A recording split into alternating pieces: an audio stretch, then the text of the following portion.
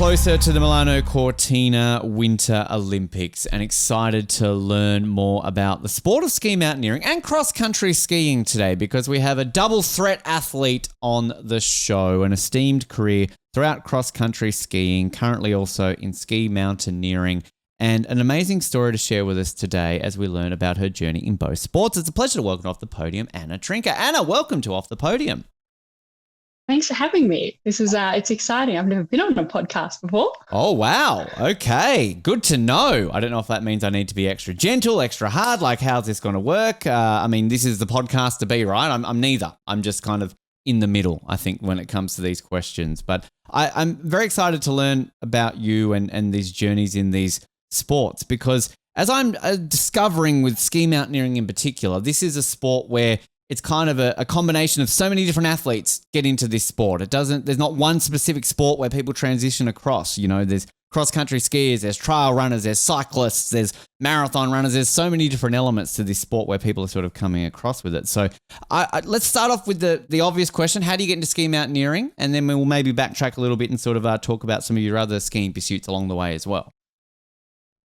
Yeah, so I have been like a cross-country skier my whole life and was competing overseas regularly in the last couple of European seasons. And then probably like it must have been in 2021. I'd never been ski touring at all before I did my first World Cup season. And in 2021, one of my friends who did lots of ski touring had said to me, "Oh, do you know that ski mountaineering is going to be in the Olympics in 2026? I said, "Oh, that's interesting." And they showed me some YouTube clips of like typical individual races. And I thought, "Oh, that's quite cool.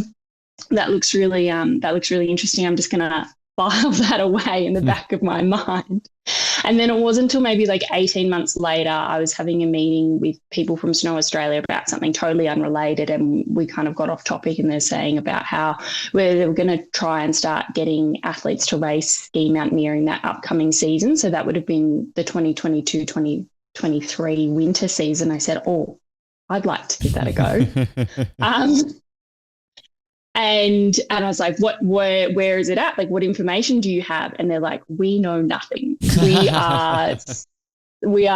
want to get athletes racing World Cup this season. But right now, all we know is this is the World Cup calendar. We don't have any other information." And then I consider myself a pretty good researcher. And so I went away from that and just started looking into it a lot more. The ISMF website had quite a good amount of information on it about the World Cup circuit and the requirements for races and things like that. And then I just started looking. I knew that Austria was a place that they did a lot of ski mountaineering, and I Googled Austria ski mountaineering race calendar. Good start, right? Yeah. And then I found a race calendar because what South Australia had said to me is we don't really have a way of selecting athletes to go on World Cup, but we want to know that they can physically be able to do it in a safe-ish way. So I guess our selection criteria is mostly going to be going into this season is, have you done a ski mountaineering race before? And so that's what I knew that I needed to do was go and find a local race or a smaller level race to go and compete in. And then that was going to essentially allow me to go and do the World Cups that I chose to do that season. And then from there, it was just more research into figuring out what gear I needed and how I was going to like fit that in with my cross-country ski racing season and then teaching myself to ski mountaineer. That kind of helps a little bit too, I can imagine. Yeah, because like I said, I'd never, ever even been ski touring before, like, learning about like the different binding systems, the different kinds of equipment that you need, that it needs to like meet the racing standards, things like that. Like, what are skins? How do you do transitions with skins?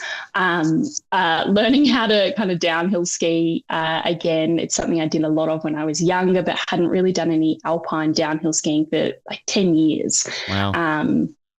And then obviously yeah, like learning about going into the backcountry, which has its own risks and stuff with it as well. It was over the space of, I guess I probably had that conversation in maybe like October 2022.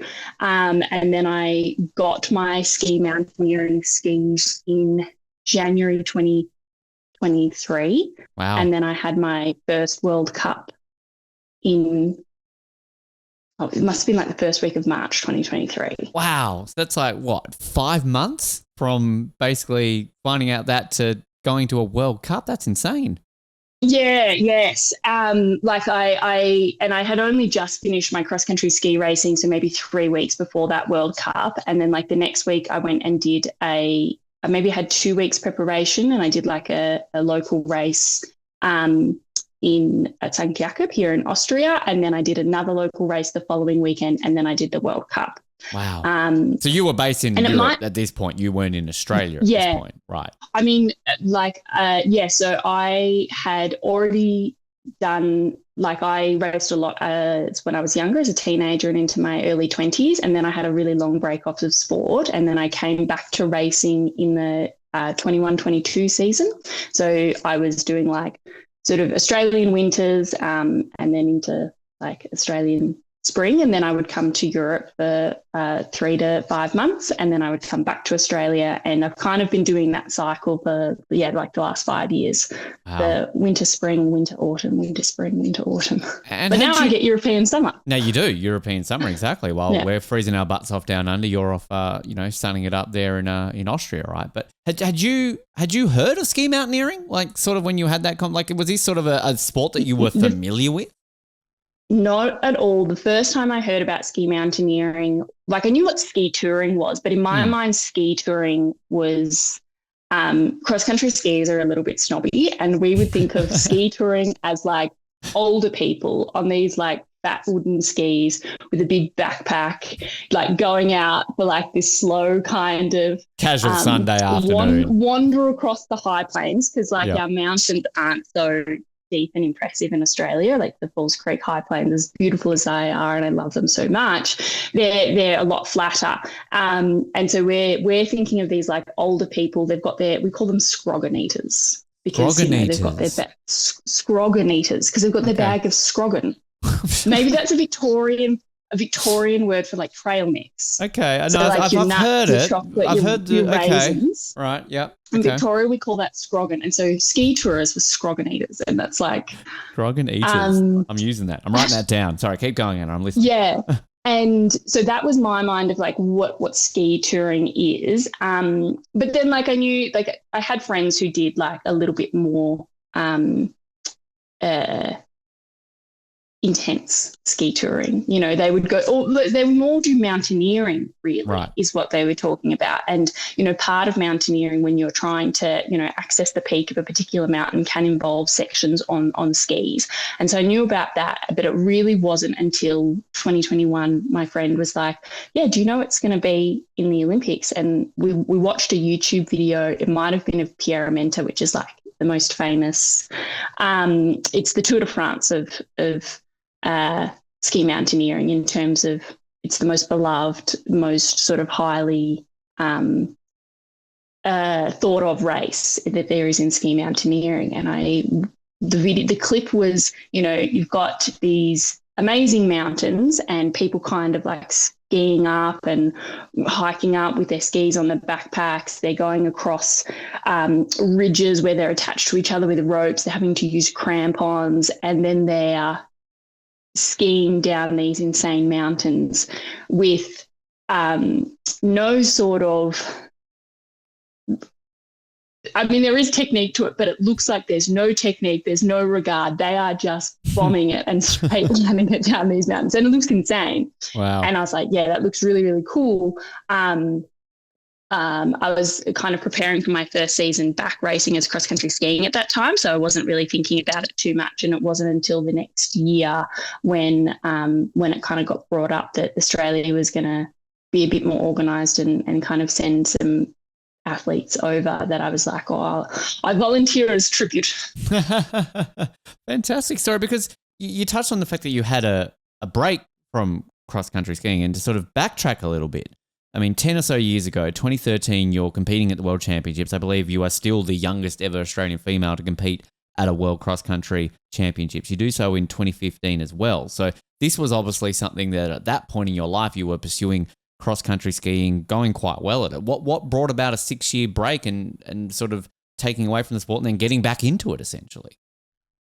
Yeah, I mean, like I had been competing in cross-country skiing internationally for quite a few years, and went to World Juniors in 2013, had my sort of breakout into the World Senior Championships in 2013, and kind of continued racing well after that, and competed at the 2015 World Championships. But at that point, like it was quite difficult for me, like when I raced in the 2013 World Championships, like I'd just come off my gap year. I had trained quite a lot, sort of had a big natural improvement in my performance, like taken a big step and like competed at the World Senior Championships, and it was really amazing and I was really loving it and wanted to, I was like, yeah, I want to go to the next World Championships. I'm kind of locked that in as my goal for the next, to work for the next 2 years.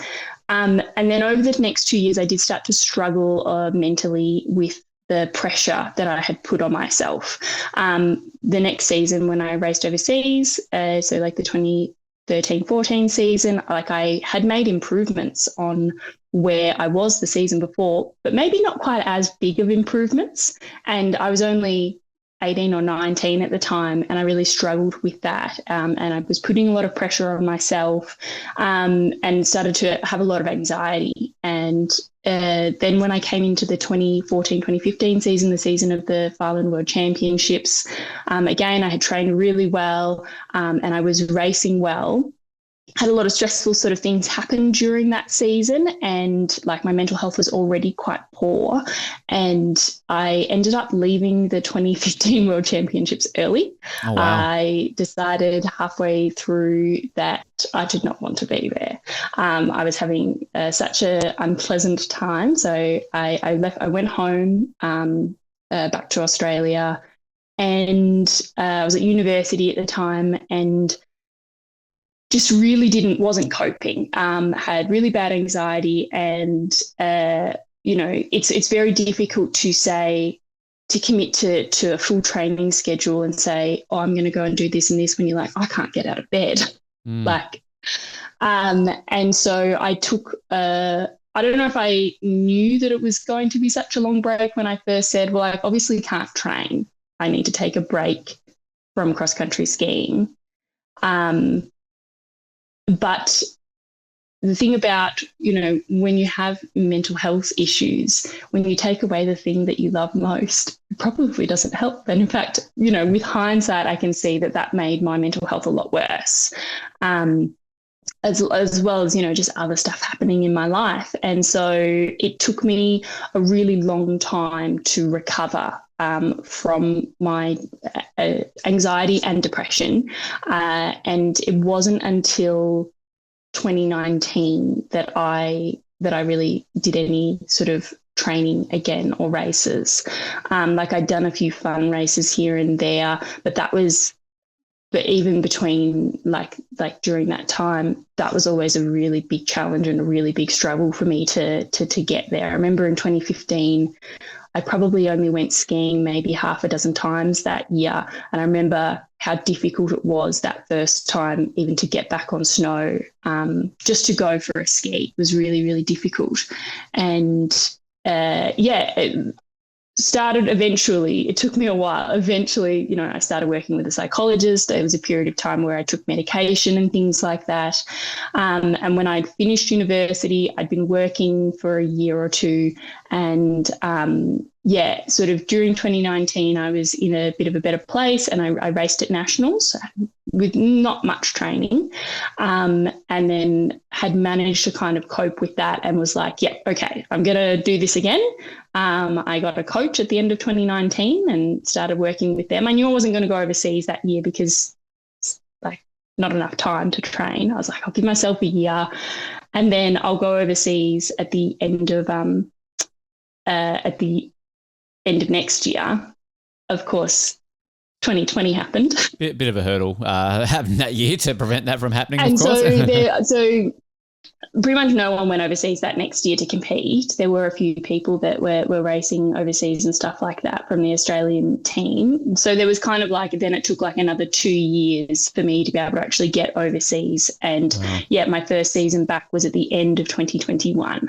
Wow. And so through all of that, to be able to find that place where you are comfortable and all right enough to get back on the snow, going back to what you said about how it maybe didn't help to give up, that it was something that maybe it was more beneficial. Did you eventually find it helped with the mental health, help with the anxiety, like where you were at life at that point, getting back on snow? Was that sort of a real assistance to improving everything that you were just talking about there?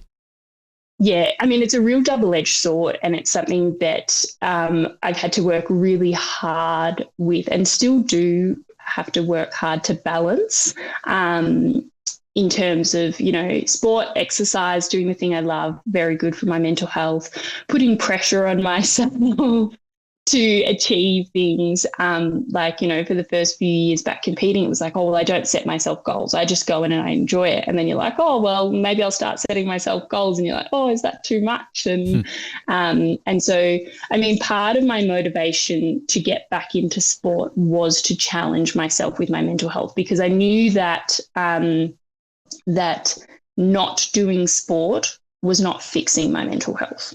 I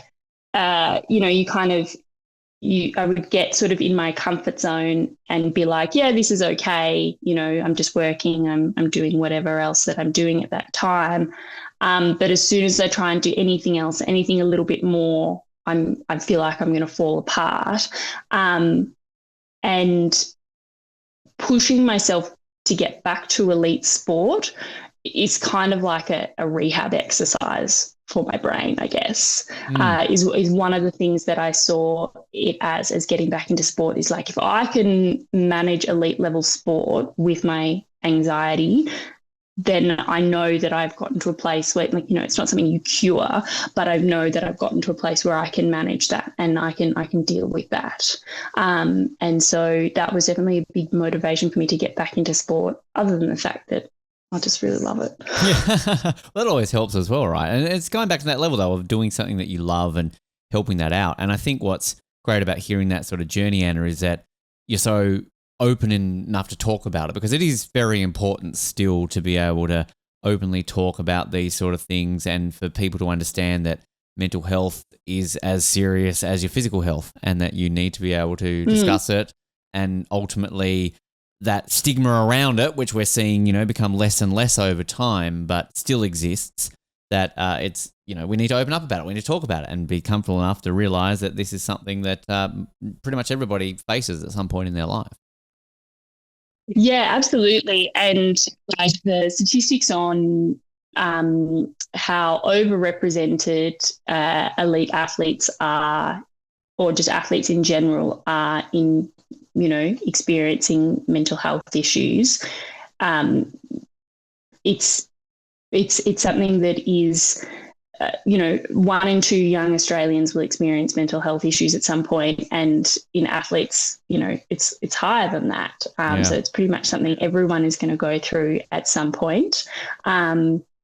Whether or not it's as sort of as extreme as maybe I had, or more extreme than other people had, than I had, or people just experiencing like intense stress. And just because you don't have, diagnosed anxiety or depression or mental illness like that, doesn't mean that you're not going through a hard time, or not having stress, or going to benefit from talking to people about it, and things like that. And so, yeah, it's good that there's more conversation about it. And I would like to see more sort of like structural change and support for athletes as like a bit more of like a standard. When I say, I went through this real high of competing in 2013, and then when I didn't make as big of improvements, there was no one sort of there telling me that's okay, that's normal. And and then when I did have to sort of leave the sport, when I said to people, I'm not coping, I can't do this, there was no support and sort of help for that from the sporting organisation that I was within. And admittedly, like I could have reached out more, but that's the thing when you have mental illness, you're not actually really capable of doing that. People say, "Oh, why didn't you tell us anything?" Yeah. And I was like, "Oh, it's not that simple." It's sort of not that simple. Yeah. Yeah. Interesting. And it's sort of, I think, the stories that we hear from so many athletes about this type of thing and people being brave enough to describe, because even just on what we're just saying there, it's not a simple case of, openly talking about it, because that's half the issue with a lot of it is an anxiety, bringing it up, raising it and everything along those lines. How, I've got to ask now though, and like, how are you right now with that? Like, is it sort of improved to a point where obviously you're talking about it, but like it's in the back burner a little bit more with your competitiveness? Is it still something you're dealing with, working with extra sports psychologists, things like that, sort of as you do push in these two sports you are still competing in? Yeah. I mean, anxiety is something that I deal with every single day, and that doesn't go away at all. I just have a lot better coping strategies for dealing with it. It is something that still affects me and can affect my ability to train, can affect my ability to work and participate in all the things that I want to be doing. But compared to where you can really feel like you're like, oh my gosh, when is it ever going to get better? But, if I compare to where I was 5 years ago or 10 years ago, then I can see huge improvements in my ability to do things and my ability to function and things like that.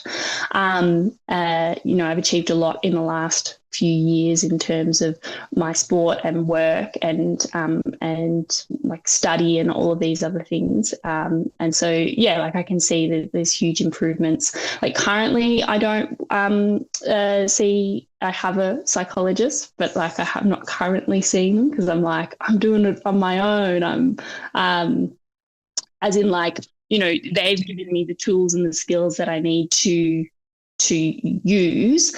And then at the moment, it's when I have another problem that I can't solve on my own, I'm going to go back to them and kind of work on that and that sort of thing. A big thing for me has been being able to work on leaning on my friends more. I, especially early days, did not want to talk about anything.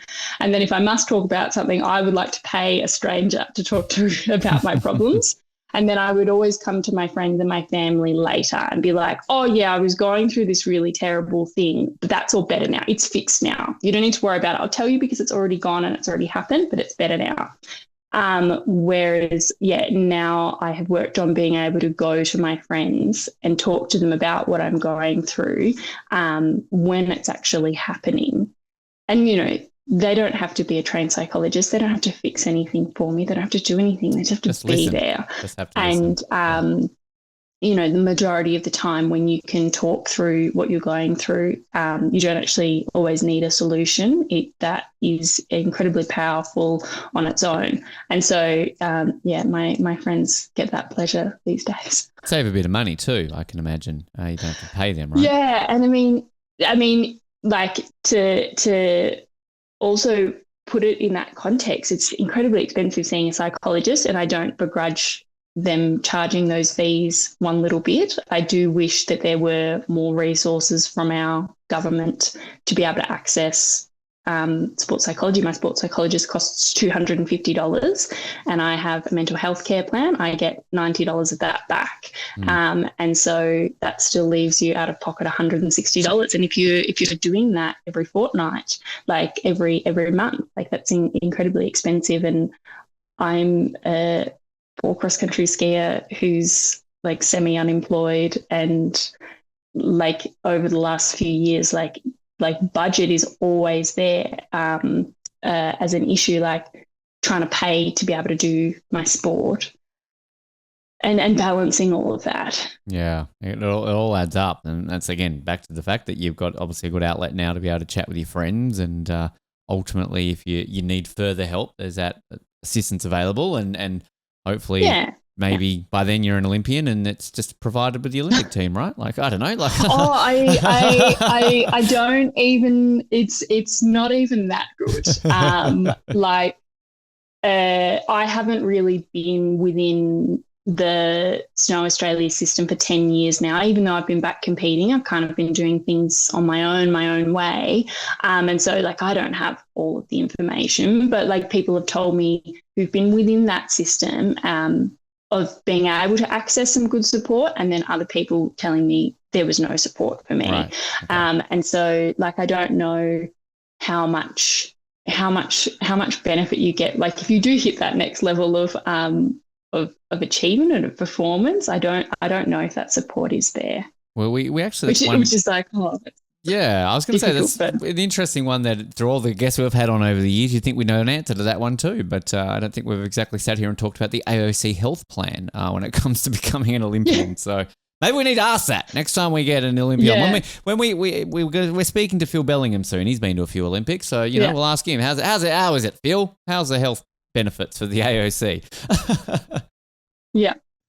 It was interesting. I saw an Instagram post from a US cross-country skier recently who like races super well on the World Cup, and they obviously the health system in the US is complicated, and most people have insurance through their work. And I didn't realize until this person had put up this post that they weren't reselected to the national team. Like they will still race on World Cup, but the US national team selection policy is quite strict.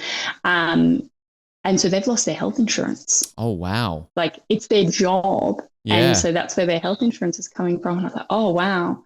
And obviously, when you live in America, health insurance is really, really important. And so I was like, oh, that's extra pressure on that group of athletes to perform. Yeah. Certain things you don't think about sometimes is that. I mean, I know kind of we've had conversations and we know very much struggles of athletes in any elite sport. You know, as we often say in this show, people automatically think Olympians are rich and loaded and famous, and it's not quite the case. You know, for every Ariane Titmus, there's 100 athletes who barely scrape by, right? And I'm not begrudging Ariane Titmus. Every time I bring a name up, I'm just saying she's like the biggest Olympian right in the country. Yeah. So that's why I use her as an example. Because you're Tasmanian and she's like your personal... Thank you. See, I'm glad there's somebody else out there who remembers she's Tasmanian. She's not a bloody Queenslander, all right? Let's just remember where she's from.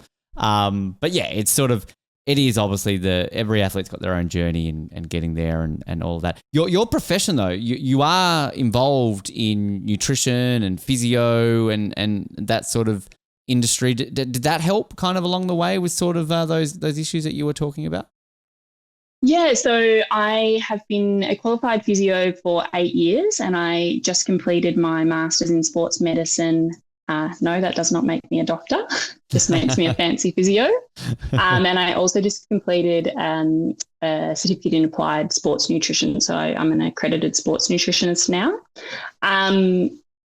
It's funny, like, did it help me in terms of managing my mental health? We did a mandatory 2-day mental health first aid course when I first started university because, in the health industry, we're primary contacts for people. And, it's important for us to be able to recognise things so that we can help people get the support that they need. And it's funny, having done that course and we talk about health and stuff, but it still took me a really long time to even recognise what I was experiencing with my own mental health. Wow. Or maybe it was just denial, like, oh, no, this isn't what's happening to me. Yeah. A bit of both. Certainly with my sporting career, I think my physio degree is helpful for me, and the experiences that I've had through work have kind of developed my understanding and knowledge about exercise physiology and exercise science and training loads and things like that. Certainly it's quite convenient. When I have my own niggles and minor injuries, I'm able to just manage them myself usually, which be your own physio helpful. In a way. Yeah, exactly. Because I'm like, I know exactly what this problem is. I know whether or not it's safe to keep training or how I need to just slightly adjust. Like I've been working a little bit on my running speed this summer, and so started getting some hamstring tendon pain, which is that's very sort of linked with like high speed running. And I'm like, okay, I know exactly what that is. And I know exactly kind of how to manage that. I'll just, schedule my sessions a little bit differently. And I haven't missed a single training session because of that. And it's quite easy to manage it myself that way. So that's helpful. Yeah. Yeah. Bit of a secret sort of, sauce in the way there. And I guess the nutrition as well. I mean, you know what to eat. You know what helps you, right? The fuel that goes in the body to help you out. Like I've always been super, super interested in nutrition. Like it was one of the things I considered studying at university, but ended up studying physio. And then, I've always, like most athletes will be quite interested in it and know a lot about it. They will have seen sports dietitians, read lots online and have a good understanding of it. And then, I got, it was maybe a month before I went overseas last year. I was just scrolling on Instagram and I got an Instagram ad for a course. Oh. And I was know. Like, Mark's listening. Zuckerberg's always listening to you. I'm gonna put in my details. And 15 minutes later they called me to do an interview. To see if I was eligible to start this course. The main reason I decided to do it, other than just being really interested in it, was because I knew that I was going to be moving overseas. So I live here in Austria now. I was hoping to kind of transition into a little bit more online work, both with my physio and my coaching business that I already had, but then adding nutrition into that is obviously quite easy to do as an online job with people. Yeah. So that's been going really well. And then I'm able to apply what I've learned to myself. But I would say, like, the thing about nutrition, the principles of nutrition are not particularly difficult. Like knowing what's the most helpful foods to eat and stuff like that. It's actually not overly complicated. It's the practicalities of implementing that into your life. Whether or not your goal is to, you're an everyday person and you want to lose weight or gain muscle, or if you're an elite athlete who's trying to fuel your performance. Like the hardest thing is, being prepared and having those foods ready when you need to and being able to cook them. And it's the practicalities that make it difficult. So even though I know what I need to be doing, I do sometimes also not do the right thing. Good. Well, I'm glad to hear that nutritionists are that way too, that they're, that you can have a day off as well. So we can all feel a little bit less guilty when we want to have one of those days, right? Is there a secret food that helps ski mountaineers or cross-country skiers? Like what is the best fuel to get you out there on the course to really get you into peak performance? Well, I mean, absolutely carbohydrates. Yeah. They are our body's preferred source of energy. And as soon as we are working at mild to higher intensities, that is what our body is using. So I eat a lot of carbohydrates. I don't know if I gave myself this nickname or if my friends gave me this nickname when I was at university, but they call me Carbosaurus Rex. That's a pretty good nickname. I earlier this year I put it into ChatGPT, like make me a logo and to kind of get a bit of inspiration. And I am genuinely thinking about like hiring a graphic designer to make me a proper logo. And I'm going to get shirts made. Oh, do it. That also can like help raise funds for everything. Yeah, I'm going to sell them on Etsy and do it. We'll be first to buy one. I'm telling you, Anna. We always like to buy our guest merch on this show and support our guests. But Carbosaurus, like that in itself will just sell. People don't even need to know that it's for you. That's a great T-shirt and a great name in general. It's a great shirt and a T-shirt in general. Yeah. Some of my personal favorites, I love juice and like Haribo lollies and stuff like that. My best interval session that I did all season this last winter, I'd like done a small interval session in the morning. I was doing a double threshold day, like went home, had a nap in the middle of the day, slept longer than I had meant to, and kind of woke up being like, it's going to get dark soon. I need to like be out the door now. And I just smashed like 2 glasses of juice and like a couple of like wafer biscuits. Oh yeah. And I went out there and I had the best interval session all season. I was like, the special sauce was in the pre-fuel session that day. Wow. Good. It's always those like ones that you're not planning on. Sometimes it just helps. Sometimes, isn't it? Right. And then all of a sudden you're like, okay, there it is. I've unlocked it. The special sauce. Let's get out there. Yeah. I'm sick with the Carbosaurus Rex though. Like seriously, that's epic. I want to see you in Milan, like on the bottom of your skis. Like, can you call your skis like Carbosaurus Rex or something like that, going up the mountain? Don't know if the AOC will let you do that. Bugger them, just do it anyway. Well, I don't know. I don't know if you've seen any of the pictures. I think you'll enjoy this of what I have on my helmet. I haven't. For ski mountaineering. No. So I have a Tasmanian devil sticker on my helmet. Oh, you're our favourite, Anna. You might that could almost classify you almost as Tasmania's first ever Winter Olympian. Let's be honest. Yeah, so Tasmania is like a second home to me. I love Tasmania very, very much. But yeah, when I first started racing, we have to wear helmets for ski mountaineering for safety. And yeah, I bought this helmet. It has like the logo of the brand of the helmet on it. I'm not a big fan of like just big logo right there. Mm-hmm. But also I noticed like a lot of the other elite, highly professional athletes have got all their stickers and their sponsors on their helmets and stuff like that. Ski mountaineering is not super regulated yet in terms of like sponsorship. Like in cross-country skiing, there are very strict rules about the sizes of logos you can have on your uniforms and things like that. Ski mountaineering is not there yet. And so people have got like big sticker of their sponsors. I'm like, oh, I don't have a sponsor. And so I bought myself a bunch of stickers. I bought my original idea was boxing kangaroo, BK, like the Olympic logo. Yep. I got, the classic yellow road signs that, kangaroos next 20Ks. You can get those and they've got skis on their feet. That's actually the logo for the Hoppet, which is Australia's biggest cross-country ski race. Yep. And I got a Tasmanian devil.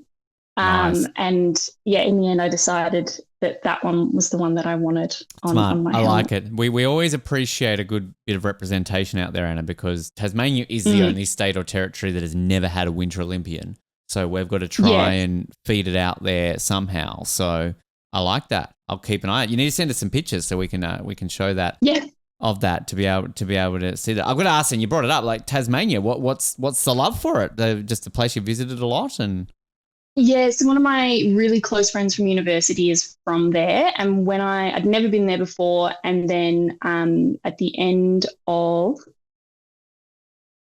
2018, I went there for a 2-week holiday over Christmas, spent like a week with my friend there. And then I spent like a week kind of car camping and going down. I'd planned this running holiday. People don't often put that in the same sentence. Works for you. Running That's holiday fine. Starting up from like the very northeast coast, all the way kind of down the east coast. And I was like, this is incredible. This is amazing. This place is so beautiful. And I was on the ferry home, I'd driven my car on the ferry, and I was just like on the calendar, like looking up all the public holidays. And I think I went to Tasmania 8 times in 2019. Wow, you contributed about half to our tourism budget that year, it sounds like. Wow. Yeah, like the word obsessed was used. Yeah. And so the thing I really love there is I love going into the mountains. I love going running. I love going and exploring all the beautiful different areas of Tasmania, because obviously you've got the beautiful east coast, got like the Dolomite Rocks, you've got Cradle Mountain, you've got the wild and rugged southwest Tasmania and stuff like that. And then 2020 happened, didn't travel. I still, in 2020, even with COVID, I think I still went 4 times. Wow. They let you in. Good job. Well, sort of before and after the bubble. So before they got locked down, and then I was there again at Christmas time. Yep. Yeah. It was quite, at that time I was living in Melbourne. I lived quite close to the airport. And so it was faster. If I had I had 3-day weekends. I didn't work Fridays at that time. And so it was faster for me to Uber to the airport, 1-hour flight to Launceston where my friends lived. They had a spare car. I would spend, 2 days going and doing an adventure, and then I'd also get to catch up with my good friends, and then back home. It was faster for me to do that than it was for me to drive for 4 hours back to my hometown for the weekend to go train Wow. or do something there. Insane. I remember. And it's also, yeah.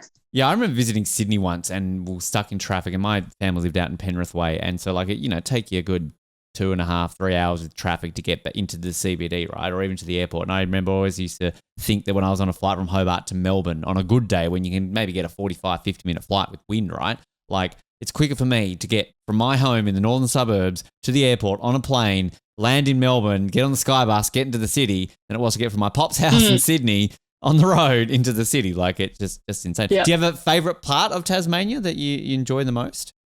Well, I mean, I really love the southwest. So one of the coolest things that I've done was the Western Arthur's hike. I've since my last 2 trips to the southwest were aborted missions. We had to turn back because of snow. I spent one of those times a very miserable, it's a bit scary actually, night in a tent, kind of like holding the tent up because the wind was so strong. We were like, "Ooh, are we going to have to call a helicopter?" Unlucky we don't have phone reception to call a helicopter. Shit. So I am. Have you heard of the Ables? I've maybe enlighten me what the Ables are. The Ables are, there's 158 of them. They are peaks in Tasmania that are over 1,100 metres. Okay. Yep. And they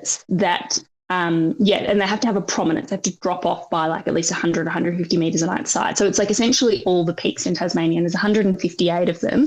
And so, it's my goal to do all of them. I've got maybe 20 so far. Oh, plenty of time then to keep going. That's amazing. Yeah, that's great. I honestly do not think, maybe outside of a Ricky Ponting or a David Boone, heard someone so passionate about Tasmania before. Like that's pretty impressive, Anna. Like it's I mean, we're proud people. I'm not trying to disparage my beautiful home state, but I don't know if there's somebody who left Tasmania would come back 8 times in a year. So I certainly wouldn't. Yeah. It was, before I moved to the Austrian Alps, it was kind of my plan to move to Tasmania. My friends were very excited by this. I now have like 2 of my closest friends live there with their families and their husbands. And they were like, we're so close. We're reeling her in. She's going to move here soon. And then 3 years ago, I met Martin, who's now my boyfriend, and so I've moved to Austria instead. Damn it, Martin! And so come on. So instead of chasing the Ables, this summer my goal is to do as many of the 3,000 metre peaks here in our valley. There's over 50 here. Wow. Just in our valley. Just in your valley, look, whittle him down over the years, do the peaks, all that sort of stuff, win your Olympic gold, do all that, get married, have kids, and bugger off back to Tasmania, retirement. There you go. Yeah. It's going to take, he came to visit me in Australia in September last year, and he had a really great time, but he is terrified of snakes. And he did nearly step on a snake on his first day in Australia. So that it's going to take a little while to. I think we need to start doing some exposure therapy. Yeah, no, that might help definitely. The last question I got asked about Tasmania, then, Anna, and this is a big one, and you may offend me when it comes to this one. Bogues or Cascade? You know what? It's gonna be even worse. I don't think I've had either of them. Safe answer. That's all right then. I was going to say you obviously spent a lot of time in Launceston, so you're probably going to go a different direction there. But okay, that's fine. Yeah, no, my friend, her husband Josh, he often has them. Like he's from the mainland, so she brought him down to Tasmania, and he has taken to Tasmania very, very strongly. And he'll often be offering them, and I'll be like, "Oh no, thank you." Yeah, it's so interesting. I think a lot of people who aren't familiar with Tasmania in general often find it amusing that for such a small place, there's such a big rivalry between the north and the south, right? Like it's ridiculous, and it all comes down to a beer at the best of times. So, and we, as a southerner, we get a little bit up and antsy about the fact that Bogues are just that beer that have just gone to the mainland and gone, we're going to market everywhere so everybody knows about Bogues. But the only Cascade you can ever buy is like Cascade Light, and that's not that great. Yeah. So you've actually, to get the good shit, you got to come to Hobart and get the proper Cascade. So, you know. Well, if I've been to Tasmania, like, I don't know, 15 or 16 times, it wasn't maybe until my like 12th time that I even visited Hobart. Oh, wow. Gee, there you go. In all fairness, I have met many people who have, like, I've been to Tasmania, been like 10 times. Like, where have you been? Launceston. I'm like, that doesn't fucking count. Launceston's not real Tasmania. Like, come on. But it is, no disrespect, well, lots of disrespect to Launceston. I can see there are things to do there. So that's fine. But Hobart's where it's at. Come on now. Like, we've got a mountain. It's like a little, it's like a little mini Melbourne. I did quite like it. Good cafe breakfasts. Yep. Nice bit of culture. Certainly very accessible to mountains and things like that. I did like Hobart. I think we, at one point within the last decade, I don't know what publication it was, but they did their top 10 most hipster cities in Australia, right? And you automatically hear that. You're like, oh, yeah, Melbourne's going to shit it in. They put Hobart above Melbourne on that poll. I think we were number one. I was like, wow, have we just morphed into mini Melbourne? Because I was away for it for so long that when I came back, and you see the way they like redevelop the city. And it takes a lot to redevelop stuff in Hobart, right? But like when you do and you're like, wow, this is a bit Melbourne-ish. So I see it. Yeah. So weather's exactly the same, let's be fair. So, 4 seasons in one day, how that all plays out. Back to sort of cross-country skiing, ski-mo, everything where you're at right now. You're still in both, if I'm not mistaken. So you're still competing in both, or are you sort of focusing one or the other? Last season, I did compete in both. I will be totally honest and say I went into my most recent winter fully focused on cross-country skiing. This was my third season of kind of doing a bit of both. And my coach had said to me last year, she's like, Anna, if you, say, for example, if you want to try and go to the Olympics for ski mountaineering, you need to really start doing a lot more specific ski mountaineering. You've kind of been doing cross-country ski training and just like sprinkling a little bit of ski mountaineering training in there, often at the last minute. Like if you want to do this, you really need to start focusing on it. And so, had a really good think about it. And so going into last season, it was a world championship season. So both cross country and ski mountaineering. That's sort of when I came back into sport, like what's my ultimate goal is to kind of get back to where I was, in 2015, not mentally, but performance wise. And I haven't achieved that yet, haven't been close to achieving that yet. And I'm not done with cross country skiing. It's another championship year. I've been training really well, kind of haven't been able to put the pieces together when it actually comes to races yet. I've got a really good feeling about this year. This is my big goal. I'm going to be loud and proud about this and, started telling people I'm going to the World Championships in 2015. Like that's what I'm working towards. Not 2015, 2025. And kind of set myself this really big goal and was 100% focused on cross-country skiing. And so they were going to be sort of like the first week of February. And then fortunately the ski mountaineering season goes until like April. And so I was like, I will go over there, do all these cross-country ski races, hopefully get to the championships. And then if I want to, after that, I will go and do some ski mountaineering World Cups in like April. I'll have time to kind of transition a little bit and prepare for that. I did not qualify for the World Championships. I did not even get remotely close.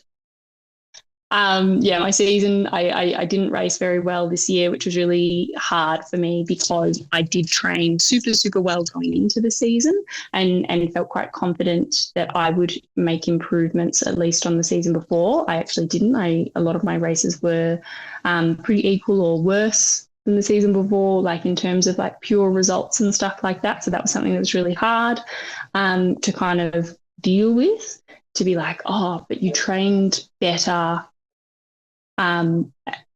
surely you should have at least had some improvement. But there's kind of lots of factors that go into whether or not you improve or don't. And with more reflection now, I can see that. And then so I finished my cross country races sort of it must have been like the end of January. Knew I wasn't going to the World Championships, and I was like, all right, maybe I'll start doing a bit of ski mountaineering training for these World Cups in like later season. And then I found out maybe a week or 10 days before the Bormio World Cup, which was the Olympic test event, that was actually going to be an Olympic selection race. Like I didn't know before that information hadn't been made public. Some athletes knew, I did not. And then I was like, ooh, that puts a bit of pressure on. Like if I don't go to these races, like I'm not ready for these races, but if I don't go to these races, you're essentially saying that door is closed. So after a few days of like kind of hard thinking, I was just like, oh, well, let's just go and give it a go. Like, why not? Let's just see what happens. And so, kind of had to rush to kind of organise some accommodation and things like that. And yeah, essentially with like 2 weeks of preparation, went and raced at the Olympic test event. And you didn't get last. Can I just jump in and say you got 70 seconds, which wasn't last. So like not bad that you're not sort of, with little preparation, you're not bringing up the complete rig. I went into those races with like really good perspective and understanding of where I was at in terms of my ski mountaineering performance. I raced better in those races than I did the year before. There's a lot of ways you can kind of quantify your results with like ski mountaineering. You can look at your time behind the winner. You can look at your just pure placing. You can look at your percentage of the field and all of those sorts of things.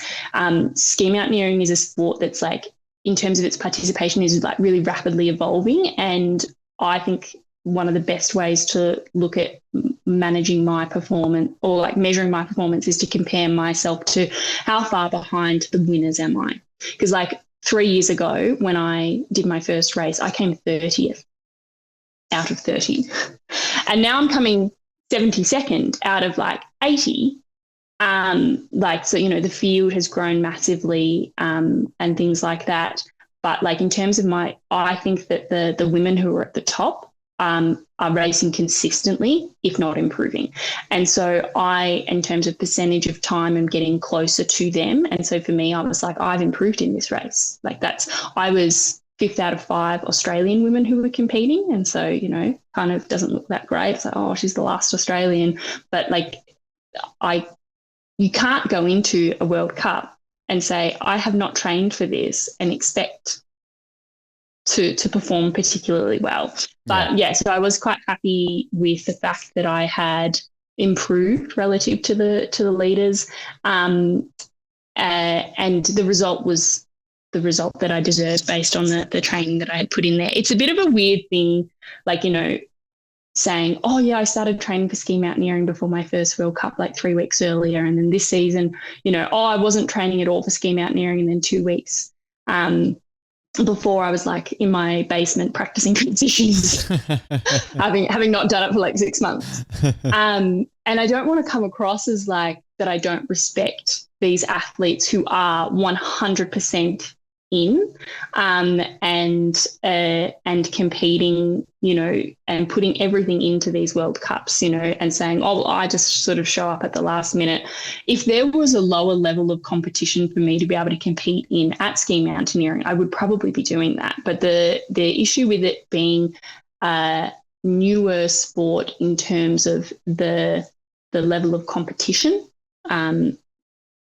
is that there's very little foundation. Like you can't just go to an Austrian town on a weekend and there be a sprint race. Is it like a Europe Cup or a NORAM? It's basically World Cup. No, not at all. Not at all. It's World Cup. Like if you want to compete in the sprint or the mixed relay, it's World Cup. There's like Switzerland and maybe Austria and France, and probably Spain. Maybe have like a national championship where they maybe do like those races and stuff like that. But like all the lower level races that I have done have been like individual races where you're just going out into the mountains and kind of doing that. And so, to compete if you want to get better, and most important thing to get better at sprints is doing lots of sprints. Like if you look at Phil Bellingham's trajectory, since he started racing World Cup the same season that I did, and that first season he did so many races. I remember looking at that, and he was going between cross country and ski mountaineering, and not necessarily doing that well in either because he was doing so much. And at the time I was like, gosh, that doesn't seem like a good idea. And then the next season when he started, doing more and more ski mountaineering races, you could see there was a point where he reached a bit of a threshold where he'd done, I don't know how many, like 10 sprint races, and then he started to really dramatically improve. Wow. And so there's definitely something about doing enough of this very, very specific format, the sprint race, to be able to progress in it. And so, I think he did a really smart thing with how he's approached ski mountaineering over the last few years, and that really shows in his results. Which then looking at yourself though, Anna, so based on those performances and where you're at right now, so two-part question. Realistically, what are we looking at for Milan Cortina? Is that a realistic goal based on the performances? And because I realize quota spots, qualification, things like that are complicated. But then if that isn't, are you at a position where you're then looking beyond next year? That we're obviously recording this in August. It's very close to the Olympics in a few months. But if that doesn't happen, 2030 is then a long time goal, be it cross country, be it skimo.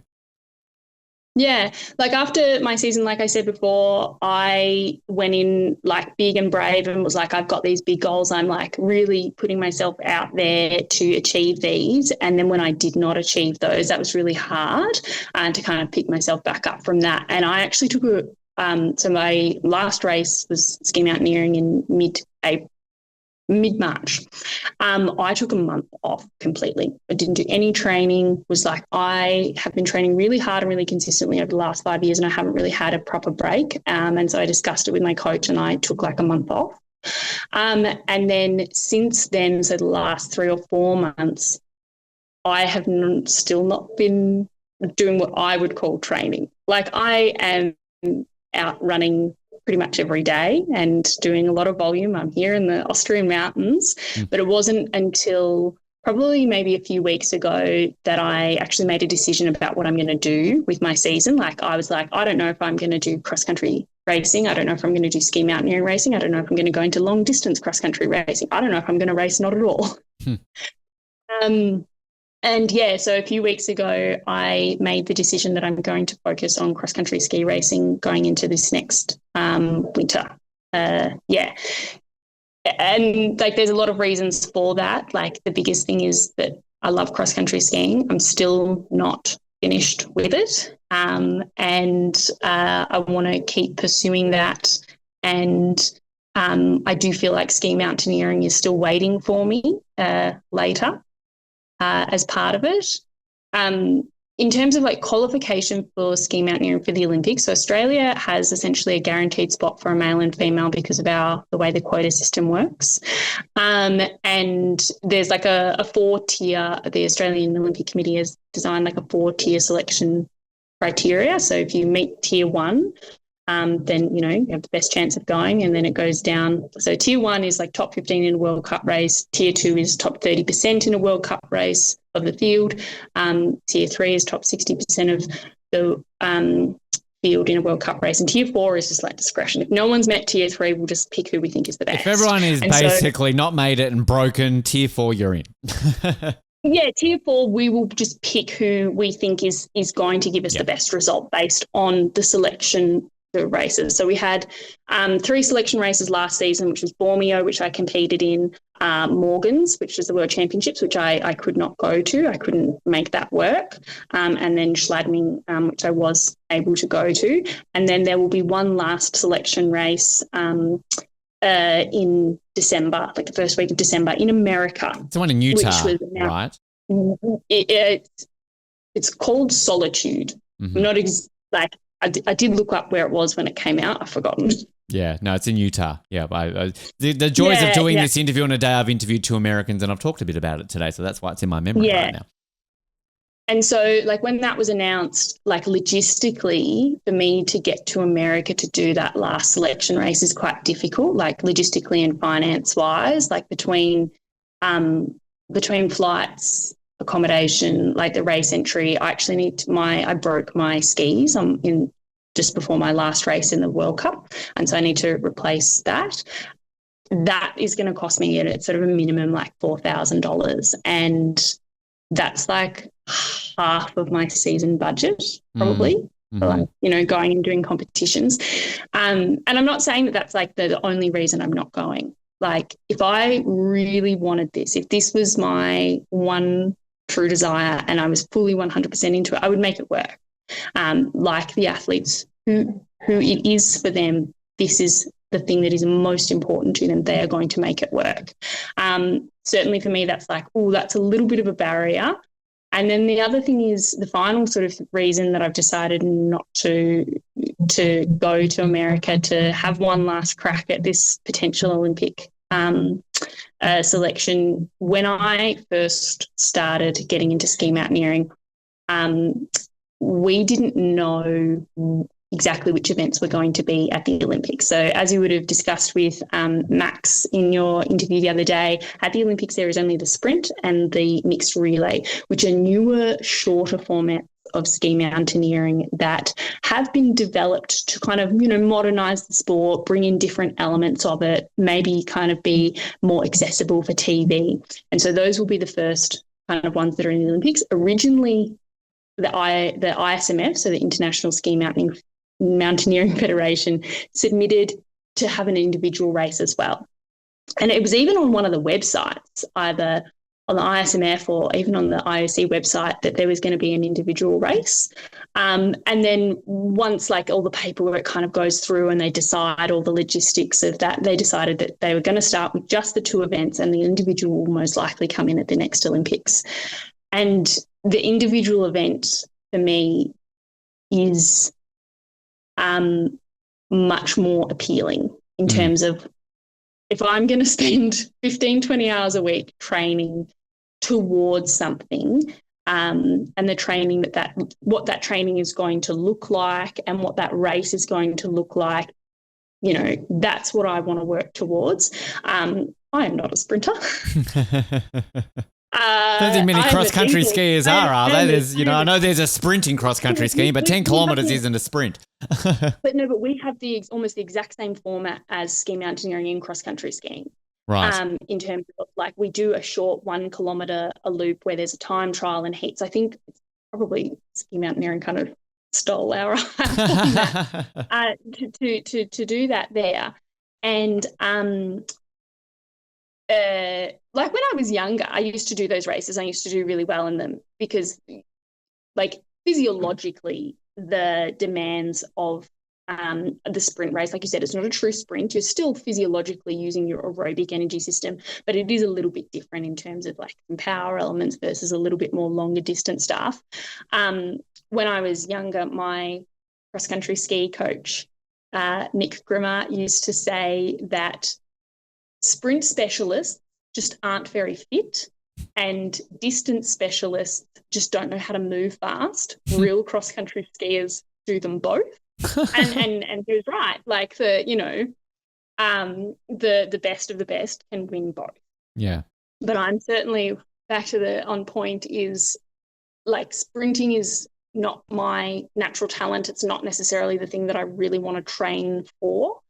It's not something that I'm going to probably really excel in. Like, yes, I'm getting better at the ski mountaineering sprint each year.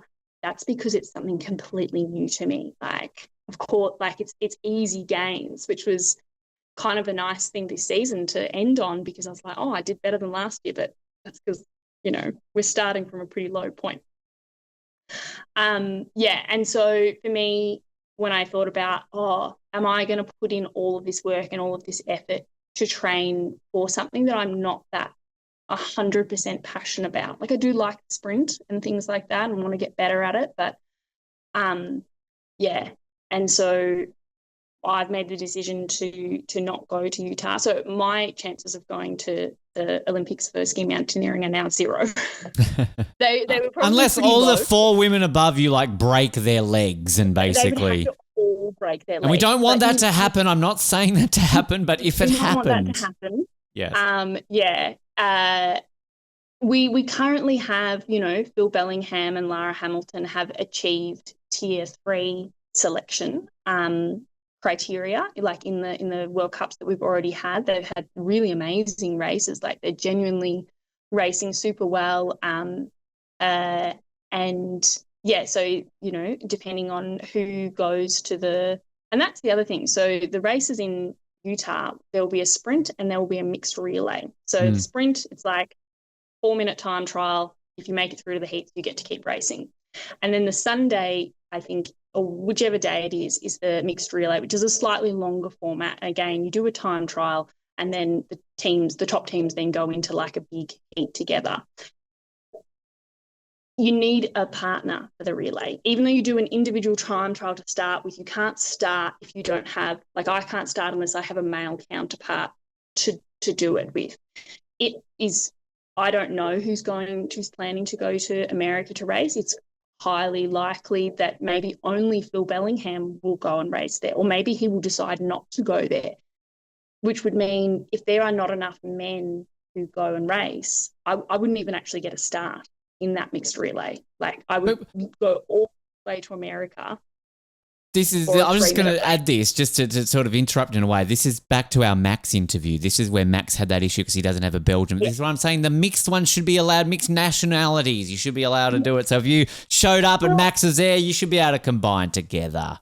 Originally, and that's what I was saying before about how originally we thought there was a chance the individual was going to be at the Olympics. Like very, very early days. Like I'm talking like very early days that we thought this chance that there was going to be an individual at the Olympics.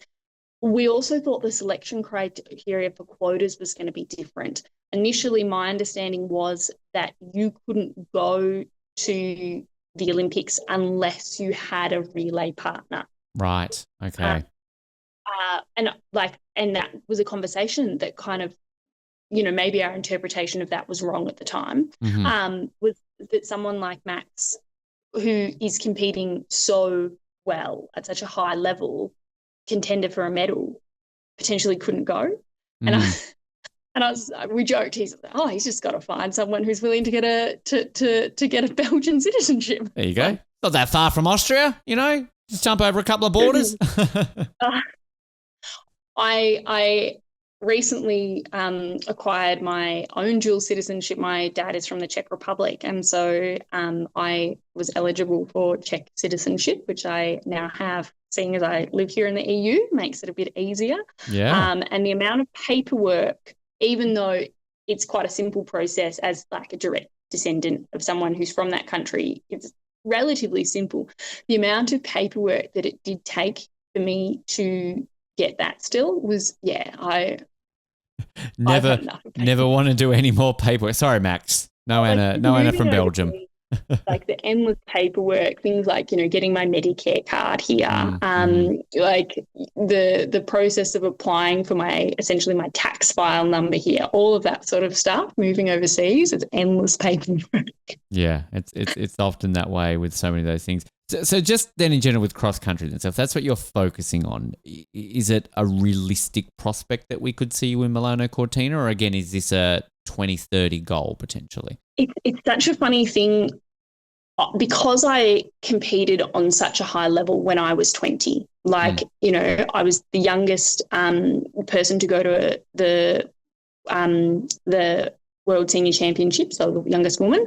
And like I was on the Shadow Olympic team for 2014. I did not go to the selection races for that.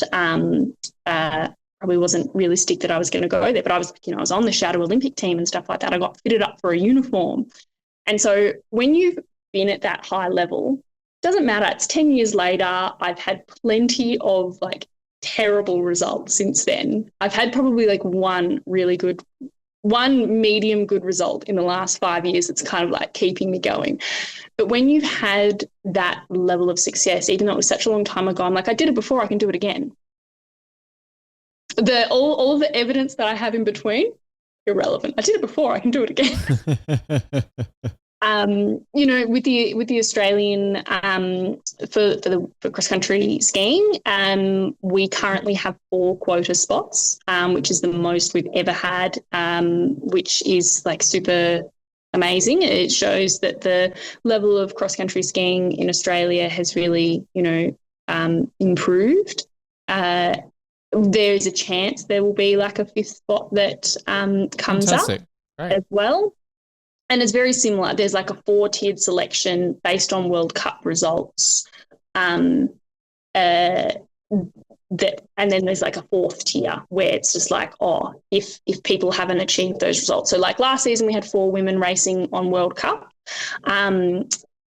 And so the difference between cross-country skiing and ski mountaineering is there's no selection criteria essentially to do a World Cup for ski mountaineering. In that the ISMF selection criteria is that you are medically fit and able and that your nation enters you.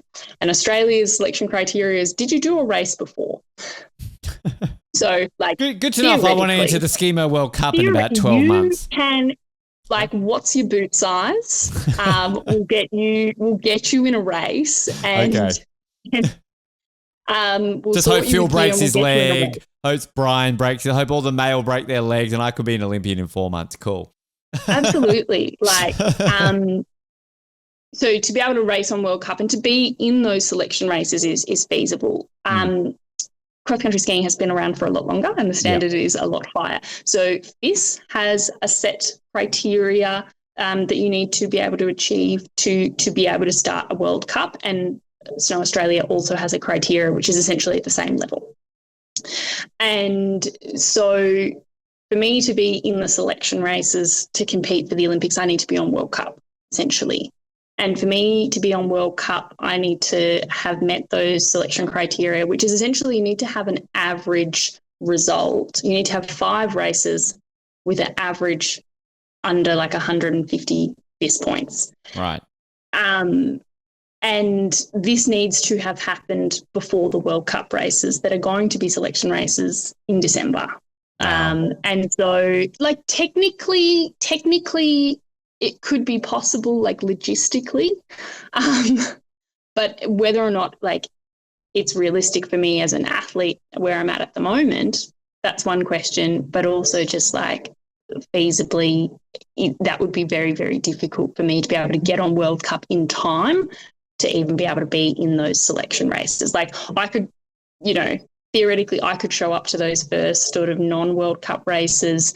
I could, in a fantasy world, beat all of these other girls who are women who are currently racing on World Cup and still not be able to race those World Cups because I'm not qualified for World Cup and then can't be selected from that. So like it's an element of 2 things. Like like I said, I have delusions because I have this background in cross-country skiing, but if you asked anyone, who's going to go to the Olympics for cross-country skiing, my name would not come up. And if you said, well, what about that Anna Trnka girl? They'd be like, does she even race anymore? Would be the response from some people, especially because I'm not in Australia this year. People probably think, what happened to her? We'll wait till 2030 then, and then your name will be on everybody's lips, right? That's what I can say then. People keep asking me, so how long are you just going to keep doing this? And I'm like,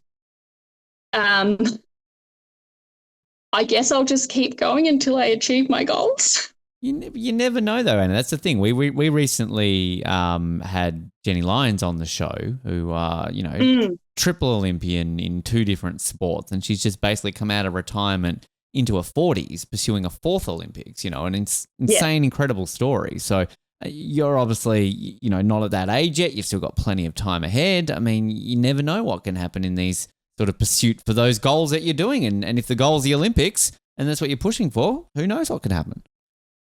Yeah, I mean, I like going to the Olympics is something that's been really important to me ever since I was really young. Like it was a big dream of mine from, being the age of 12 or something. As I've gotten older, the Olympics has become less important to me. Unpopular opinion, the Olympics is only special because people say it's special. Well, you're off this podcast, Anna. Get off, No, but like I think like the Olympics, I don't want to take away from anyone who's been to the Olympics or anything like that, or who does think it is the most important thing in the world, because it is so important and so special and it represents so much.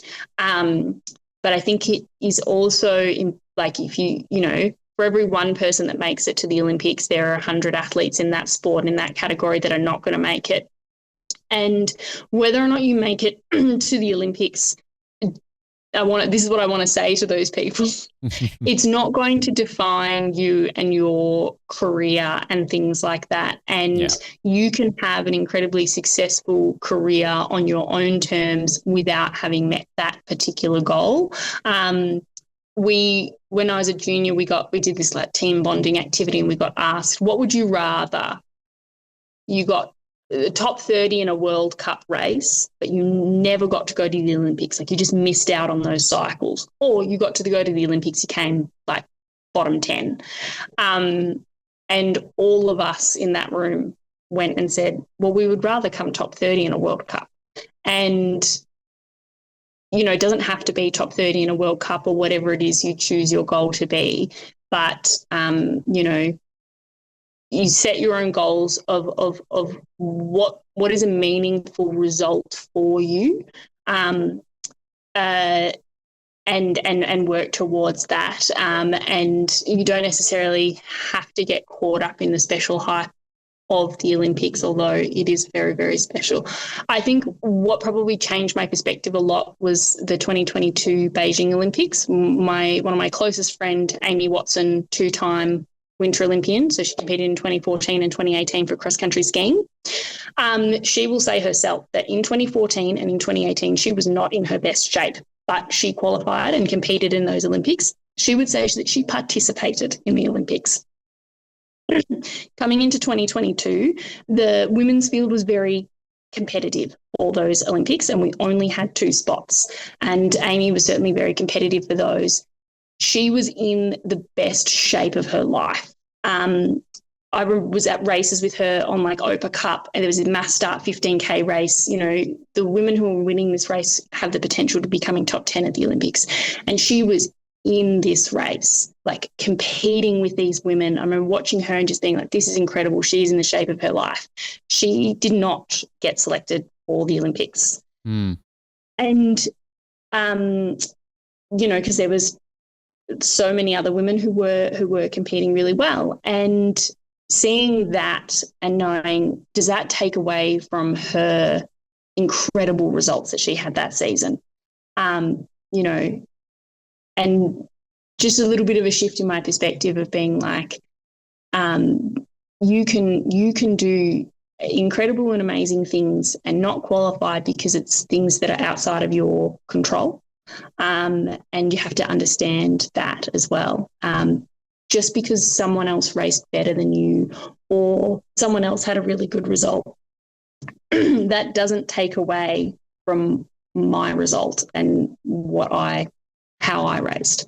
And we love hearing that, because two examples spring to my mind of guests we've had on the show who sort of share that in a way, because they've had very heartbreaking moments from should have been on the Olympics but weren't. 2 bobsledders, Sarah Blizzard and Ash Werner. I mean, Ash is an example who should have been on 2 Olympic teams and basically had 2 things very cruelly cost her in 2018 and 2022. And they've both sort of spoken on this show about similar to what you're saying, like coming to terms with that, and does that define them as an athlete? If they aren't successful in making it to Italy next year, they've given 3 good cracks at going to an Olympics, they can never say they're officially an Olympian, but does that then take away from everything else they've achieved? I mean, I think way back to the likes of a Jackie Cooper and a Kirsty Marshall, Britt Cox, these outstanding athletes who did so well on the World Cup, the World Championships. Some of the most decorated athletes in their sports ever, but never achieved what they could have at an Olympics. Does that take away from their careers? Of course it doesn't. It is that perspective, Anna, that I think sometimes does need to be told. Like, obviously we love the Olympics on this show, but we also love sharing stories of the desire and the dream and the journey to get there, which unfortunately for many isn't achieved. And there's still stories to be told in that. Yeah, absolutely. But yeah, so we will see. I do sort of have the perspective like, I'll just kind of keep working towards it. Like, if I still want to be doing this at 2030, then I guess I'll just choose to do that. Yeah. Whereas if I choose not to, well, then I've chosen not to. I've chosen to go on and do other things. I do have times where I'm like, oh, I wish I could just achieve my goals already because there are so many other things that I want to do in my life. Few bucket list Tasmania. How many did you have to get to? Like 80 trip. odd or thing, or, you know? Yeah. And there's a few particular like point to points and loops and stuff that I've planned out that I'm just like, that sort of stuff. And, you know, other hobbies and moving on with your life and your career and things like that. Like, you know, there is other stuff that I want to do with my life. And that helps soften the blow when I do think about my athletic career retirement, is what else am I going to be moving on to? Like, what are the other exciting things that I'm going to really enjoy doing? Because, you know, retirement will come eventually. I find it quite funny when people say, oh, I retired from my sport, particularly like if you're not a professional athlete. I'm like, did you retire or did you just quit? Yeah. That's a good way of looking at it, right? People always ask me that. They say, oh, are you a professional athlete? Or when they, you know, you start talking to someone and you say, oh, yeah, I race overseas. Oh, you're a professional athlete. And I'm like, no, this is an expensive hobby. I get to see some nice mountains, but it's expensive. You know. Yeah. My response now, which a friend of mine, I've stolen this from her, is when people say, oh, you're a professional athlete. I said, I'm not quite there yet, but I'm working really hard to get there. Like, I put in equal amounts of effort to my sport and my pursuit to a lot of elite World Cup athletes. Unfortunately, my efforts are getting divided in not just into training. I have to work to support myself, and all of these other things. My efforts are getting divided, and I don't have the same opportunities, and so maybe I don't have the same talent, and so I'm not necessarily getting the same results as these, you know, really elite professional athletes. But that doesn't mean that I'm not working just as hard. Yeah. Yeah. And then at the end of the day, to bring it back into the conversation, not everybody gets a Harvey Norman deal like Ariane Titmus. So therefore, you've got to work harder for it. So, you know, I mean, it'd be nice to have a Harvey Norman deal. If they're listening, watching, hello, Harvey Norman.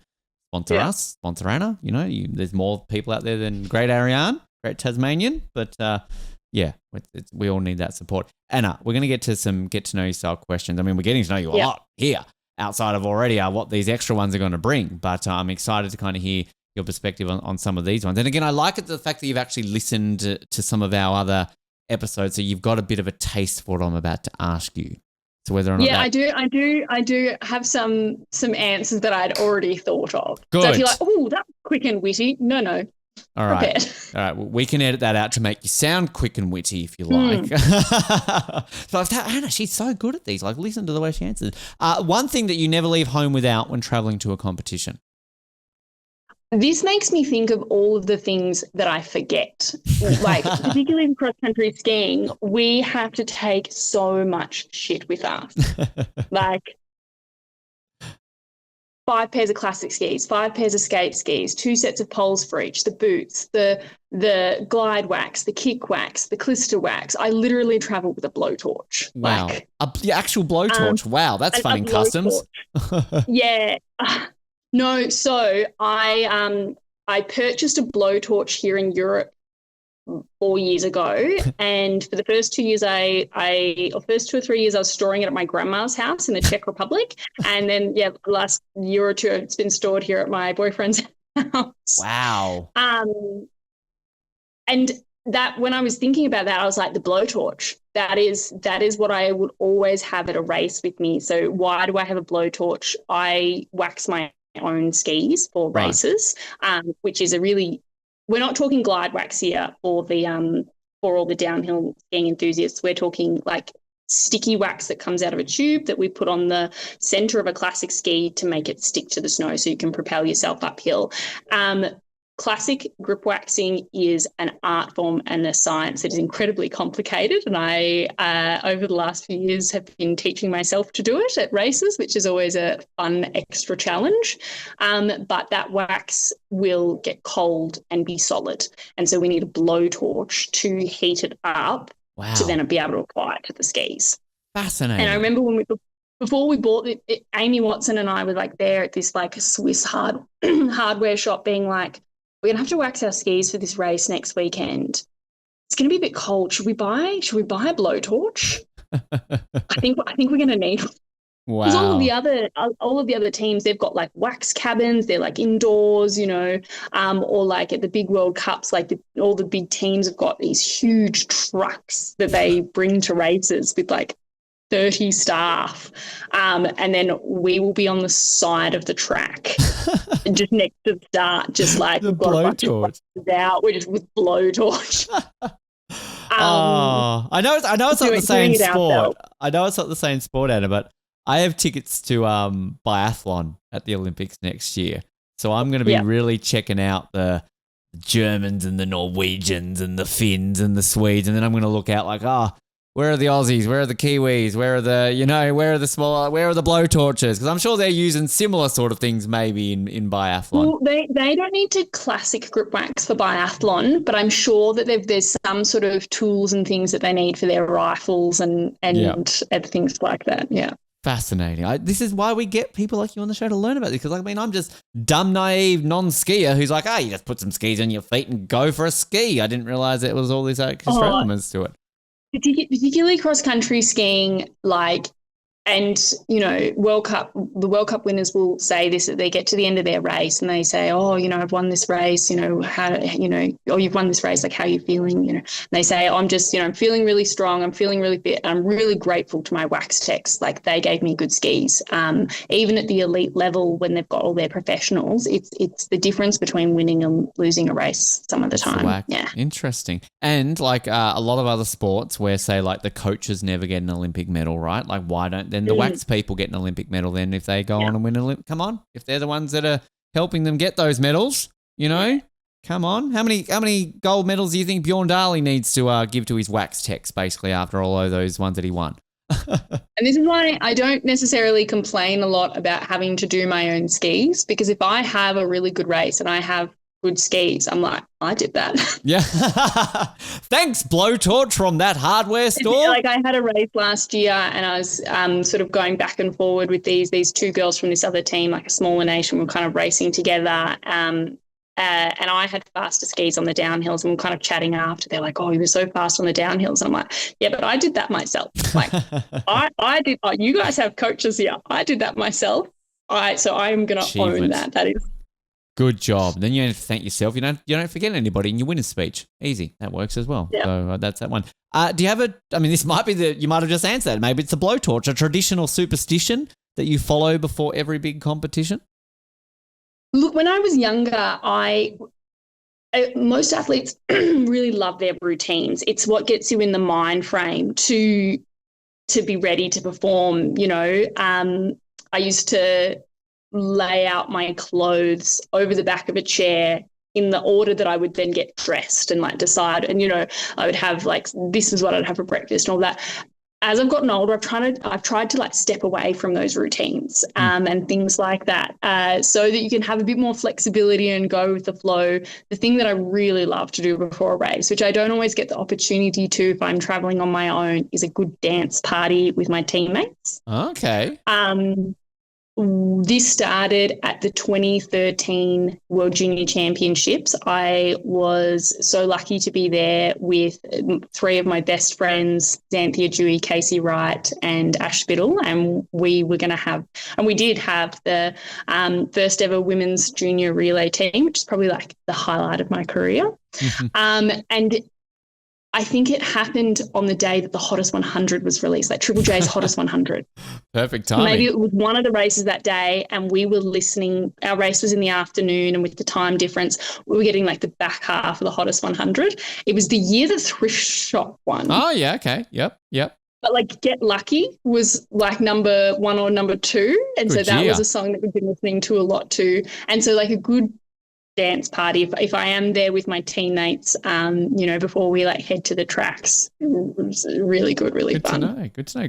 Glad you mentioned Casey. We had Casey on the show many, many years ago, I think, in the lead up to Casey Wright, also dual Olympian. Yes, exactly.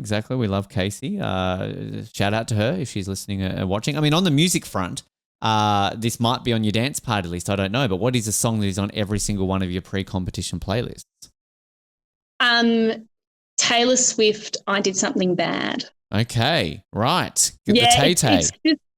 I do love Taylor Swift. I listen to mostly Triple J and Taylor Swift. Do you remember that year? I know I was doing radio in Hobart at the time.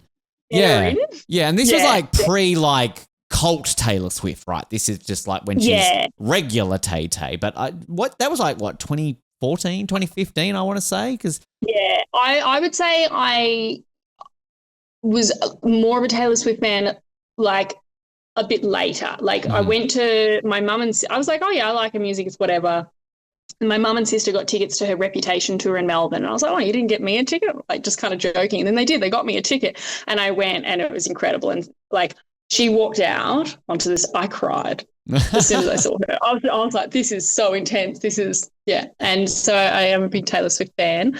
But this particular song, it just got like a really good, like, it's not super peppy and up. It's like a real like beat to it, and there's like this door slam bit in it. And I would say most of because I do have a playlist that I made a few years ago, and it's not particularly new songs, but they've all kind of got that sort of slower, like heavier beat. You need that.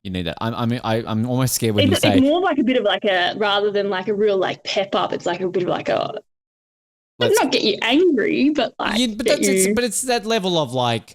There's different levels of being pepped up, right? Sometimes you need a good angry song to be like, fuck you, the world, the ski course is mine today, right? It's a bit more of that vibe. Yeah, I get that. And so I love this question because you have, I think, cliches and thoughts in your head of what songs are going to amp athletes up. But we've had athletes who I always bring this one up, but Terramina Jr., great boxer, friend of the show. You'd think a boxer's going to be listening to really like angry, like I'm going to punch the crap out of his music. He's listening to just like Barry White, relaxing, almost like smooth sort of, smooth FM type music. And you're thinking like, well, that helps a boxer, then why not? So I guess it just depends on your mood and what helps you, right? Yeah. So that works. I like that. The most unexpected or funny DM that you have ever gotten? So a quick bit of background for this one. In 2018, I was doing quite a bit of cycling and had a friend who did a lot of cycling, had a bit of an Instagram following. I remember saying to him, oh, that's so cool. Like, you've got a lot of followers, people care what you have to say. And he said to me, you could be so much more successful than me, Anna, with this. And I'm like, people don't care what I have to say. And he just said to me, Anna, tits out all the boys. And sort of meaning like, you're a girl, you can post yourself on Instagram and people get really around it. I just don't be ridiculous. So it's a bit of a joke social experiment. And over the next month, I started posting regular photos of me cycling. Nothing super explicit, just, in the TT bars. Maybe my jersey's a little bit unzipped. And it was crazy though. I had like 50 followers, like exclusively friends and family. I went to 3,000 followers in a month. It says a lot about my gender, doesn't it? That's I'm sure that a majority of those were probably men. I'm sure a lot of it was like bots or whatever. Like I don't know how many of those are like real people. But I got a lot of DMs, and one that I remember, it came through in a different language, and I put it into Google Translate, and the translation was, "Hey you busty caterpillar," and then a bunch of emojis. And I was just like, what does that even mean? And I thought it was so funny. I made that my Instagram like bio. Yeah. The next two. I mean, that's up there with Carbosaurus Rex. I don't know what T-shirt you'd rather, busty caterpillar or Carbosaurus Rex. Maybe I need to, I'll start a T-shirt line. Redbubble it, Etsy it, just like that's Wow. Okay then. There's like no context, like nothing else, just hey you busty caterpillar. And Hey, maybe you it's like busty a bit caterpillar. lost in translation and things like that. I'm living here in Austria now, learning a new language, and like I'll often ask my boyfriend, I'm like, oh, how do I say this? And he's like, yeah, we wouldn't say that phrase. Like Hmm. that phrase doesn't exist here. We would say it like this kind of thing. So It's like those when you get like a song, say you got your Tay Tay song and you put it into Google Translate, translate it to Dutch, then translate it from yeah. Dutch to French, then French to Azerbaijani, then back to English. It's going to be completely different and not make any sense, right? Like it's just that one. I'm sure Taylor Swift has never used the term busty caterpillar though. So yet. Not with her level of elite lyricism. Maybe on this new album, right? Maybe. You never know. You could have given her the inspiration or something along those lines. The weirdest thing that you've ever eaten at an international competition, and did you like it? Because most of my competitions here are in Europe, like it's all like a bit schnitzel and potatoes kind of thing. Mm-hmm. I went to Korea for the Youth Olympics as the head coach for cross country skiing. And they did have like international food kind of there as well. Like like a lot of just like mainstream sort of normal Western food in the buffet and stuff like that. Um, uh,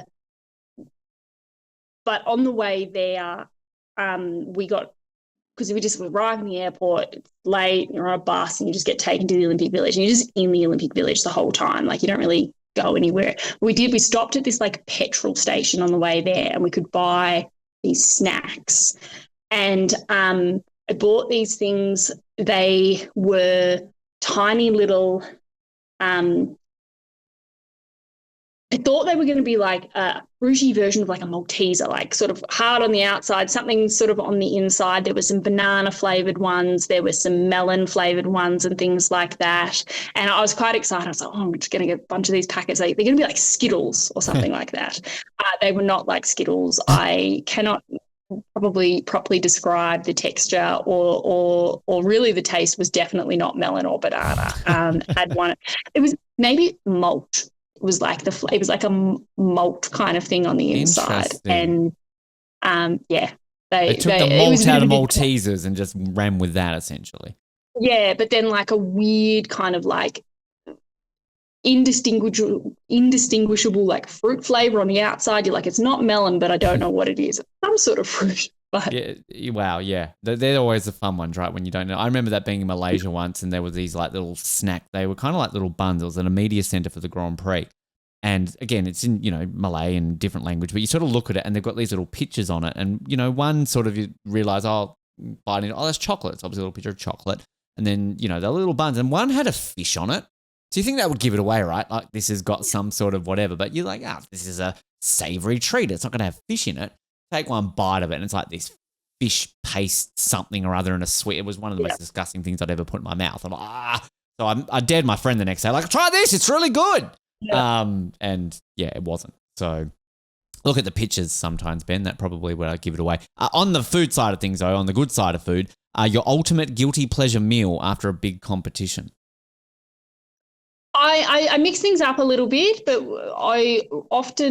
it's often after like a big training session, actually, especially if I've done like a big like 8-hour run point to point or something, is like a margarita pizza and Coke. Oh, yes. Just real simple classic, and I have to say, no guilt about it. Good. That's what we like. And coming from a nutritionist, that's even better to hear, right? No, people like when I talk to like general people, and also when I talk to my clients about, the foods that I eat and the foods that I recommend they eat, people are quite surprised about what a diet that is actually going to support, an athlete's needs actually looks like. Mm-hmm. And it is not as healthy as some people kind of expect. And yeah, I steer away from like using that word a lot, like about when I'm talking about food, because like what is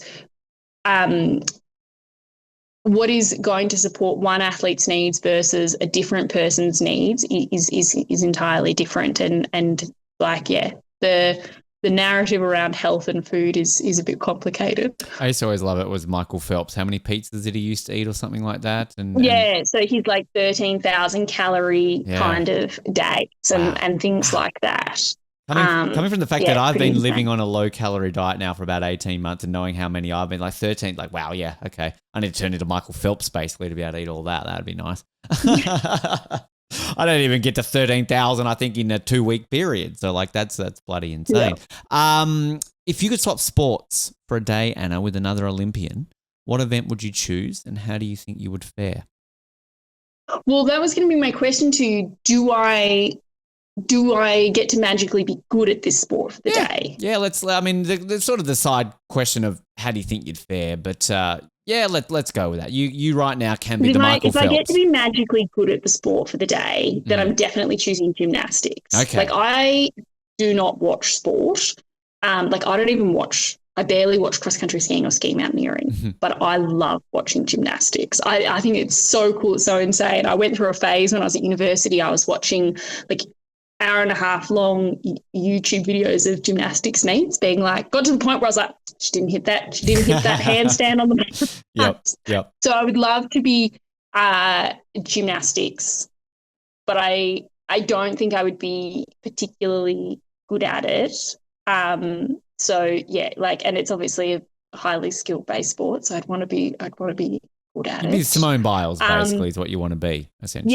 Yeah. I mean, if you were going to be good at it, I think another great sport to do for a day as an Australian would be to be a swimmer. Because if you're a good swimmer, Harvey Norman-Diels, come on.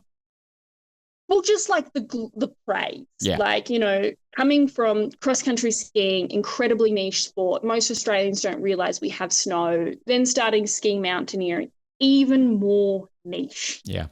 Yep. You know, being a swimmer for a day, but I'm not a particularly good swimmer. If I was, I probably wouldn't be a cross-country skier. And I think being a bad Australian swimmer at the Olympics is probably less fun than being an anonymous cross-country skier at the Olympics. Interesting way of looking at it that way, isn't it? I'm not having the Daily Mail write about my unacceptable performances. Well, it also depends on which former pop star you're probably dating that turned into a swimmer or something like that, if the Daily Mail gives a shit about that side of things. But that is an interest. I've never thought about it that way, right? Like, of Australia's like absolute elite, you know, swimming, of course, is our sport. You know, even you would argue track and field's getting back up to the levels it maybe was a long time ago. But like, would you rather be a very shit Australian Olympic swimmer or like the best Australian cross-country skier in terms of what you would get? Like, if you're fourth place in the Olympics, you're a shit Australian swimmer. True. Is the perspective. Whereas if you're I'm not saying that's true. I'm saying that's the perspective that a lot of people are holding. And when it comes to the Olympics, and inevitably there is a swimmer that maybe doesn't meet up to their own expectations and doesn't meet up to the nation's expectations, and maybe the media is a bit better at it now, but there's definitely lots of examples. Are they? I don't know. I think it might be the opposite. When there was all the drama about Ray Gunn's breakdancing, a lot of people asked me about that. What do you think about that? Isn't it crazy that she's there and, like, you know, that she's not, you know, representing our country well? And I'm like, mate, I am an Australian cross-country skier / ski mountaineer.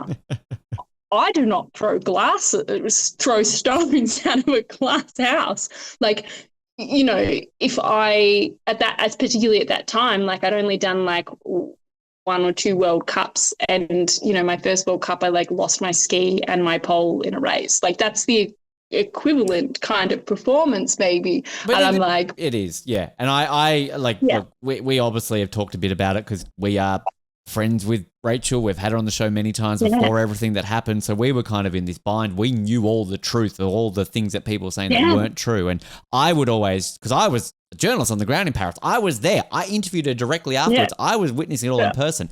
And the next day I remember trying to explain to many of the Australian media who were being absolutely horrible to her. And you use that as an example because I was using an example of like to see where breaking is in Australia and to her to make the Olympics and the standards that we are against the other people.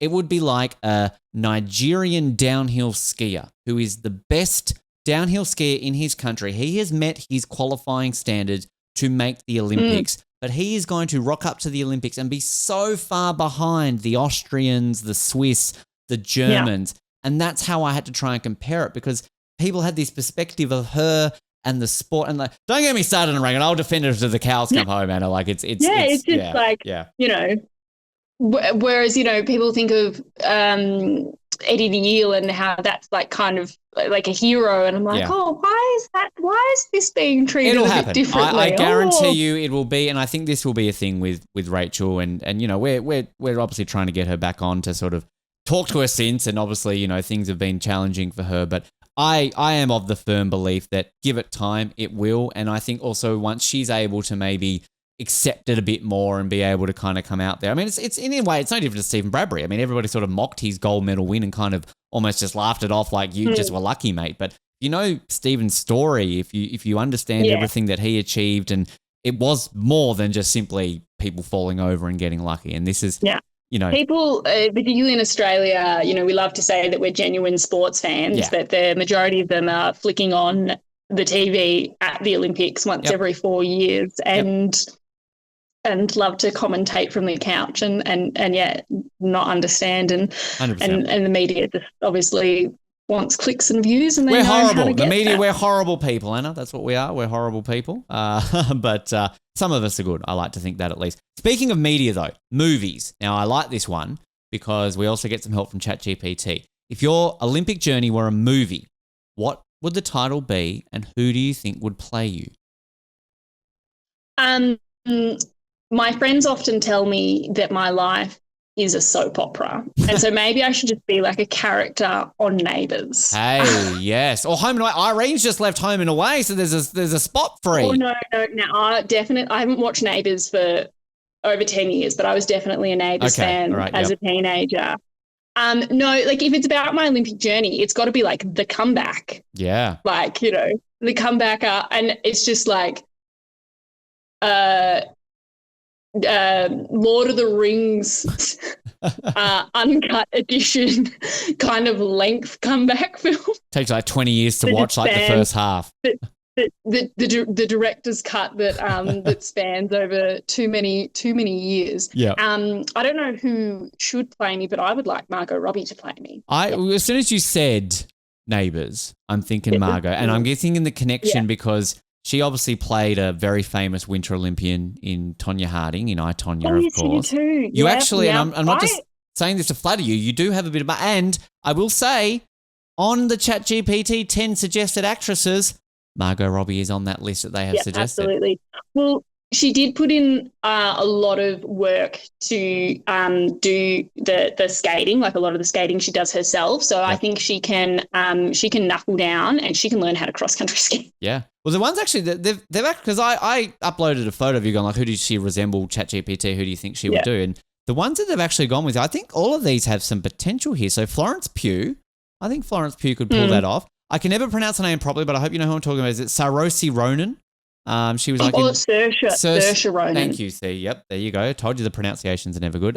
Sydney Sweeney. I mean, she's the it girl right now, right? That could work. Lily James, not blonde, but if she was blonde she did a movie where she was blonde, wasn't she? She was Pamela Anderson. Probably. She was in the Pamela and Tommy Lee, so she did that. Anna Taylor-Joy, I can see that. That works. Margot Robbie. Yes. Hunter Schafer. I don't know if I know who Hunter Schafer is, or Hayley Lou Richardson. Can't say I've heard of her. Caitlin Dever and Ellie Fanning are the ones that they suggest. Oh, yeah. There's some potential there. I like top that. 10 blonde actresses. Yeah, basically, that's what they've just gone there. Right? Now, in terms of the title, I like the idea of the comeback. They've given me 10 pretty crappy ones, but the one I chose are the best that they did for a poster idea. They had Summit Dreams. Well, that sounded, the best of the rest. And I'm going to hold this up again. Audio listeners, go to our video version. You can see this. So this is the poster they've come up for you here right now. Summit Dreams touching the clouds. Yeah. Look, I think that's a kangaroo holding an Australian flag, I think, in the background, just for perspective there. Oh, that's so funny. So that's kind of what they've put you out there, and I'm not sure if that overly resembles you, but that's ChatGPT's idea of a movie poster called Summit Dreams for you. I think one of my favorite inspirational quotes is, "The further you go, the closer you get." Good one. Okay. And you're like, where did you hear this, Anna? Year 9 ski camp. Yep. And like, I'm a good skier by this point. I'm having a good time. Most of my classmates did not ski, but they were part of this class and they're like struggling a little bit. And one of my close high school friends at the time, she was having a hard time like keeping her chin up. And we were trying to get to a certain point and we're like going along and I'm like, don't worry, you're doing a really good job. And she just sort of like very stoically said, the further we go, the closer we get. And it's stuck with you all these years later. And I have held on to that like 15 years later. And I'm like, yeah. That works. I love it when you kind of hear like a quote or something and wherever it's from and it does stick with you. Like it kind of just, and particularly if you can name it, like, oh, came from this person. I like that. The one question you're tired of being asked, Anna, and what's the one that you wish people would ask you instead? And I always get nervous of this one.